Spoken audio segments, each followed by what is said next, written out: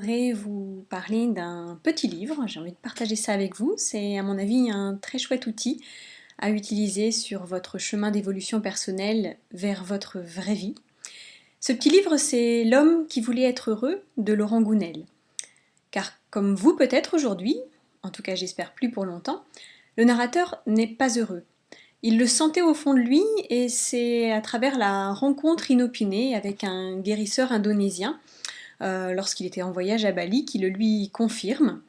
Et ce vieux guérisseur, rencontré un peu par hasard, mais le hasard existe-t-il, lui propose, pendant les quelques jours qu'il lui reste à passer sur l'île, de le guider sur le chemin vers le bonheur. Alors, sous le couvert d'un roman, en fait, c'est un véritable cours de développement personnel que nous offre Laurent Gounel avec ce petit bouquin.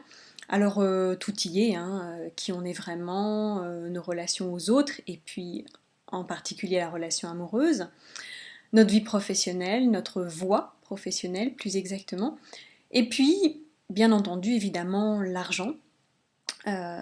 Tout ce qui concerne l'argent, c'est-à-dire sa symbolique, sa place dans notre vie et surtout de quoi il est révélateur de notre état d'esprit, de notre vision de la vie en général.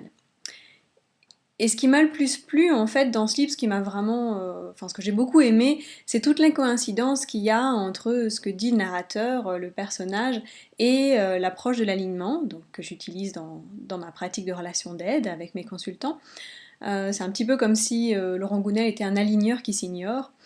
Il explique vraiment de manière très très claire comment se mettent en place les croyances, souvent dans notre enfance, en fonction de la manière dont nous avons interprété la réalité qui s'offrait à nous, avec les ressources dont nous disposions à l'époque, c'est-à-dire nos ressources de petit enfant, avec notre vision particulière façonnée par notre entourage.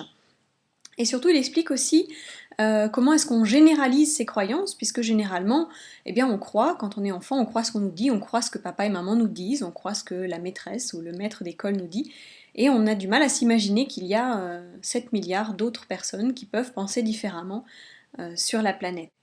Mais surtout, le personnage du roman nous montre comment ce que l'on croit crée notre réalité, et comment nos attitudes et nos vibrations influencent très concrètement ce que nous vivons et surtout la manière dont nous le vivons.